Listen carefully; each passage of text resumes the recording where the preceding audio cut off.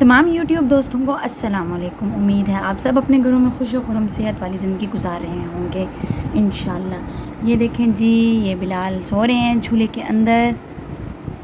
میں نے کہا تھوڑی سی اس کی بھی ویڈیو بنا لوں، آپ لوگوں کے ساتھ شیئر کریں۔ اور یہ میرے پیارے پیارے بچے ہیں۔ السلام علیکم فرینڈس۔ یہ دیکھیں، آج ہم پیاری پیاری باتیں کرنے لگے تھے۔ میں نے کہا چلیں کیوں نہ میں وہ باتیں ان کے ساتھ ساتھ، ان کو تو بتا ہی رہی ہوں، چلیں آپ کے ساتھ بھی وہ باتیں شیئر کریں۔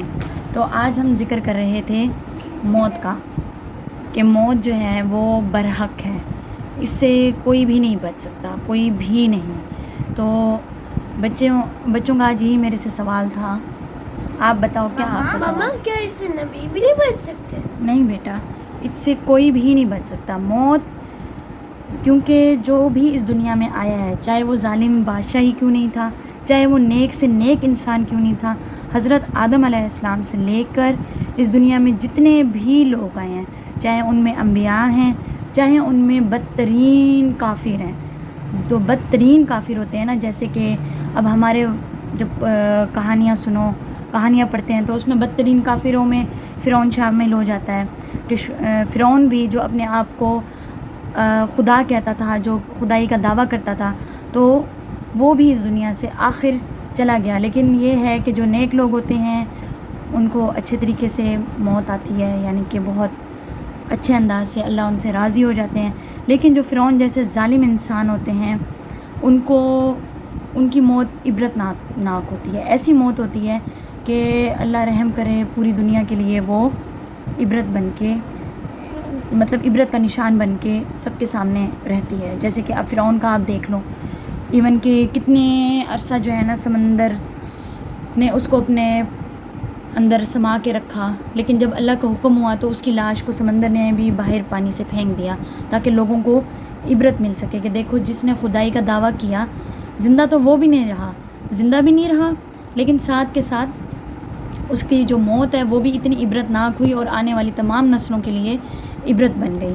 تو ایک ٹائم آئے گا جب اس دنیا میں سب چیزوں کو موت آ جانی ہے، سب چیزوں کو، اور صرف اللہ کی ذات باقی رہے گی۔ تو اسی کے ساتھ مجھے ایک واقعہ بھی آیا ہے، چلو میں نے کہا میں آپ لوگوں کو واقعہ سناؤں۔ سٹوری سنو گے نا؟ سٹوری آپ سنو گی؟ چلو ٹھیک ہے۔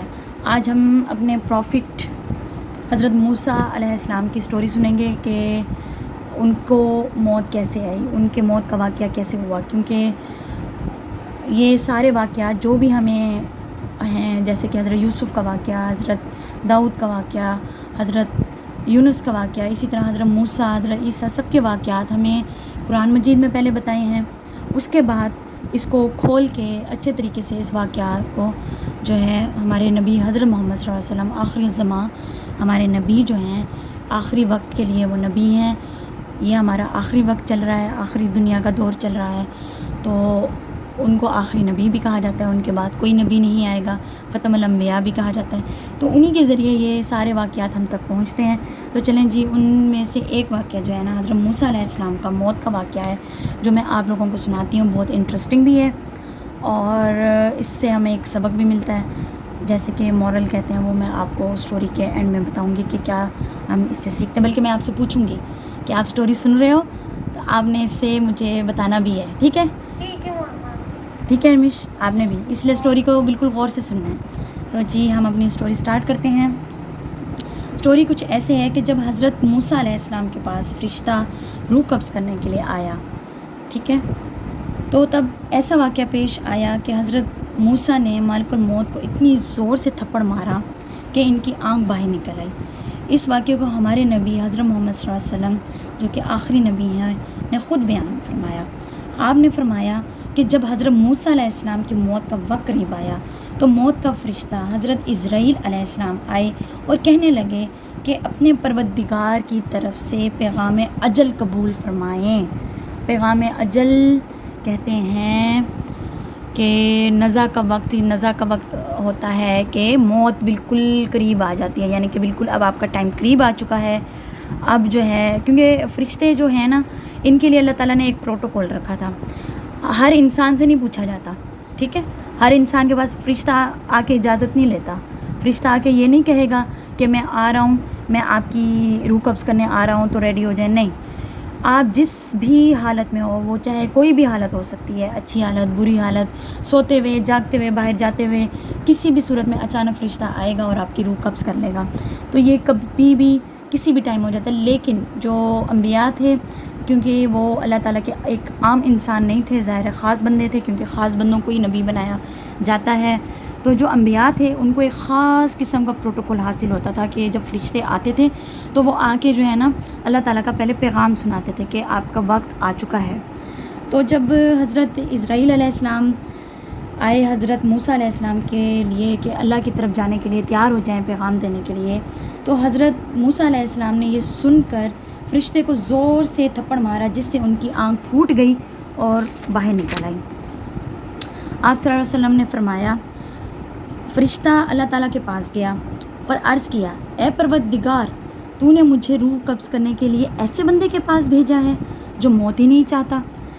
یعنی وہ پریشان ہو گیا تھا فرشتہ. اس نے سوچا کہ بھئی حضرت موسیٰ کا ایک یہ بھی ہے کہ وہ نا ان کے اندر غصہ بہت تھا، یعنی کہ جلال بہت تھا، وہ بڑی جلدی غصہ کر لیتے تھے. تو جب حضرت موسیٰ کے پاس فرشتہ آیا تو ان کو غصے سے، پتہ نہیں ان کو اس بات پہ غصہ آیا کہ اس نے مجھ سے ایسے موت کی بات کیوں کی یا کچھ بھی، لیکن فرشتے کو ایسے لگا کہ شاید اللہ تعالیٰ نے مجھے ایسے بندے کے پاس بھیج دیا جو شاید مرنا ہی نہیں چاہتا کبھی.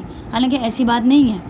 شاید اس میں بھی ہمارے لیے ایک سبق ہے یہ واقعہ ہونا، اس لیے ضروری تھا کہ ہمیں بھی یہ بات اچھی طرح پتہ چل جائے کہ موت ہر حال میں آنی ہے، خواہ وہ فرشتہ ہو، خواہ وہ کوئی بھی چیز ہو، یعنی کہ نبی ہوں، جن ہوں، انسان ہوں، جانور ہوں، پرندے ہوں، خواہ وہ اس دنیا کی کوئی بھی چیز ہے، ہر چیز کو موت آنی ہے. شاید اس واقعے سے اللہ تعالیٰ نے ہمیں سبق دینا تھا.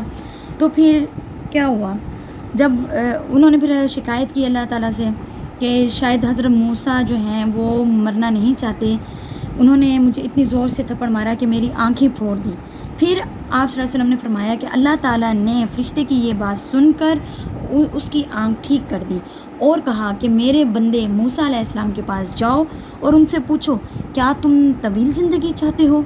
اگر تم طویل زندگی چاہتے ہو تو کسی بیل کی کمر پر اپنا ہاتھ یا دونوں ہاتھ، یعنی کہ اپنا ایک ہاتھ یا دونوں ہاتھ رکھ دو. تمہارے اس ہاتھ یا دونوں ہاتھ کے نیچے جتنے بال آ جائیں گے، ان میں سے ہر ایک بال کے بدلے آپ کی ایک سال زندگی بڑھا دی جائے گی. تو فرشتے نے ایسے ہی کیا. فرشتہ دوبارہ حضرت موسیٰ علیہ السلام کے پاس گیا اور اللہ کا پیغام سنایا. تو انہوں نے کہا کہ ٹھیک ہے، میں ایسا کر تو لوں، لیکن بتاؤ اس کے بعد کیا ہے؟ مطلب کہ اگر مجھے ایک طویل زندگی بھی مل جائے، کیونکہ اگر دیکھو ایک ہاتھ ہم بیل کے بالوں کے اوپر رکھیں، ہمارے ہاتھ کے نیچے پتہ نہیں کتنے بال آ جائیں، یعنی کہ کتنے کروڑوں بال آ جائیں دونوں ہاتھوں کے نیچے، تو خربوں آ جائیں. تو حضرت موسیٰ علیہ السلام نے پوچھا کہ ٹھیک ہے، اگر میں ایسا کر بھی لوں، مجھے ایک طویل زندگی مل جائے گی، یعنی کہ بہت لمبی زندگی مل جائے گی، لیکن اس کے بعد کیا؟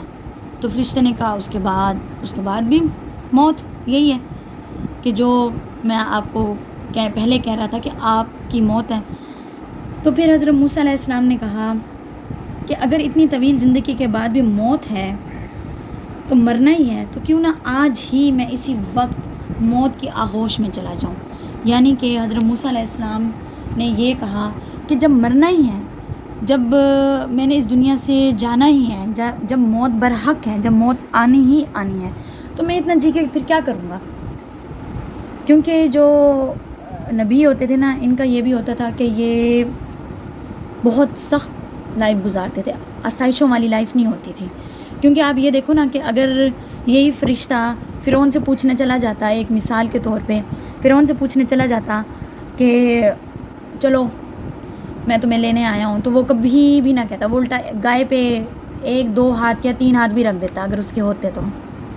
لیکن کیونکہ وہ جینا چاہتا، کیونکہ اللہ تعالیٰ نے خود ہی کہا ہے کہ یہ جو دنیا ہے کافروں کے لیے جنت ہے، مومن کے لیے یہ ایک قید خانہ ہے.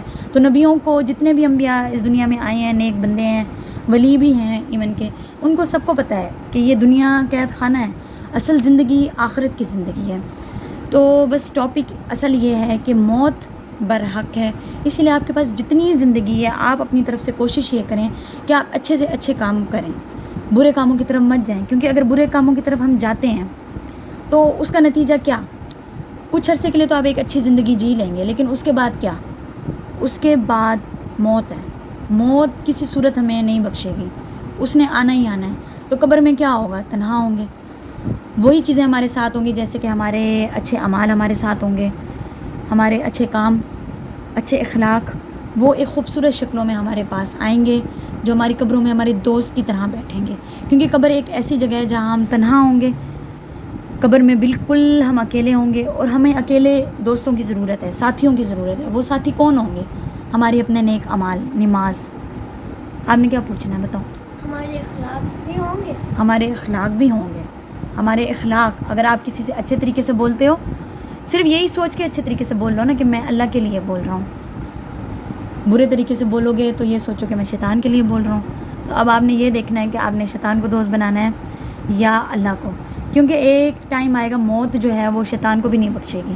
یہ ایک دھوکہ ہے جو شیطان نے ہمیں دیا ہوا ہے کہ میں بچا لوں گا، میں یہ کر لوں گا. اصل میں وہ خود بھی دوزخ میں جا رہا ہوگا، اور اس ٹائم وہ ہمیں یہی کہے گا کہ میں نے تو کہا تھا کہ تم میرے مطلب جو میں کہتا ہوں وہ کرو، لیکن میں تو کوئی پیچھے تھوڑی پڑ گیا تھا، تم نہ کرتے. میں نے تو جہنم میں جانا ہی تھا، میں نے تو اپنے ساتھ لوگوں کو اکٹھا کرنا تھا. کیونکہ وہ بھی تو جہنم میں اکیلا نہیں جانا چاہتا نا، شاید اس کو بھی تنہائی سے ڈر لگتا ہوگا.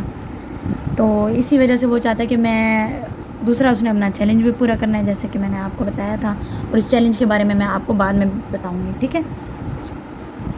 کون سے چیلنج؟ وہ چیلنج میں آپ کو پھر نیکسٹ ویڈیو میں بتاؤں گی، کیونکہ پھر ہماری یہ ویڈیو بھی لمبی ہو جائے گی. انشاءاللہ ہم ڈیلی ایسے اچھی اچھی باتیں کریں گے.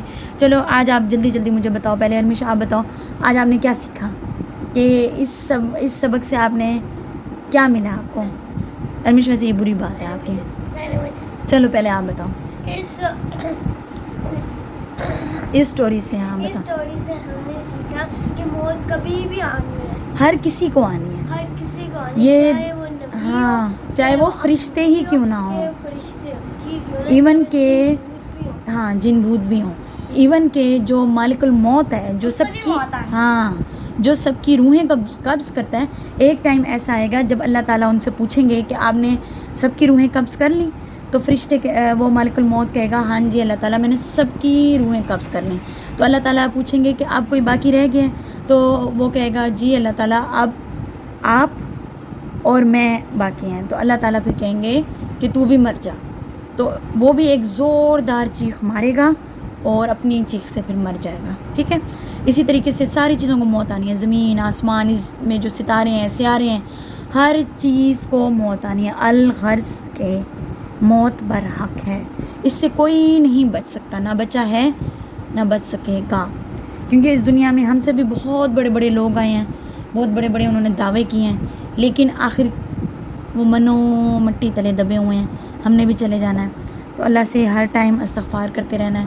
چلو جی، اب ہماری اس ویڈیو کا ہم کرتے ہیں اختتام، اور اللہ سے دعا مانگتے ہیں کہ اللہ تعالیٰ ہمیں موت آنے سے پہلے نیک کاموں کی اچھی توفیق عطا کر دے، تاکہ ہم بھی نیک کام کریں، دوسروں کو بھی اس کے آئیڈیاز دیں، تاکہ ہماری وجہ سے اگر کوئی اچھا ہو جائے، نیک ہو جائے تو اچھی بات ہے. تو اللہ تعالیٰ سے یہی دعا ہے کہ جب ہم اپنی قبروں میں جائیں تو ہماری قبریں تمام مسلمان جو اس دنیا میں آ چکے ہیں اور جو آنے والے ہیں، ان تمام مسلمانوں کی قبریں کیا بن جائیں؟ جنت کا باغ بن جائے. جنت کا باغ بن جائیں. آمین ثم آمین. چلو اوکے، اللہ حافظ. اللہ اللہ حافظ. حافظ. اللہ حافظ فرینڈ. ہماری نیکسٹ ویڈیو کا اختتام. انتظار کرنا. اوکے، اللہ حافظ. ہمارے چینل کو لائک اور سبسکرائب کر دیں، اور بیل آئیکن پہ بٹن بھی پریس کر دیں. اوکے، اللہ حافظ.